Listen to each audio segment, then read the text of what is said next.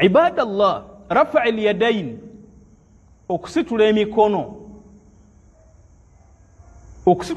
ng'osaba kye kimu kubikola dduwa ekola ki eyanukulwa, naye ekyo kutwaliza awamu abasiraamu bakikwata alhamdulillah.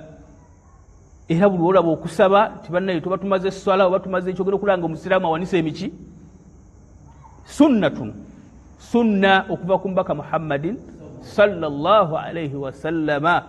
Era yajogera kuno ekigambo nti inna allaha hayyun, Allah waffe tayagala kubeera nti omuntu awanise emikono n'amuwanikira nga amusaba Allah ayyaruddahu masifra, omuddu agizze wansi nga talina Allah kyamuteredde. Kati okusitula emikono kiri sunna mu sunna ezikola ki ezikola edduwa eyanukulwa. Naye okugisiimuula mu maaso, okuyisa emikono mu maaso ng'omaze okusaba,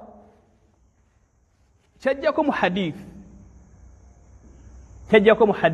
nti omubaka Muhammadin sallallahu alayhi wa sallam bwe yasitulanga emikono okusaba yalinga tagizza wansi okuleka nga amaze okukola ki okugiyisa mu kyenyi kye. Kyajjako mu hadith, naye abamanyi abamu baaga nti hadith eyo lam yathbut, obutuufu bwayo okuva ku mbaka Muhammadin sallallahu alayhi wa sallam bubuusibwa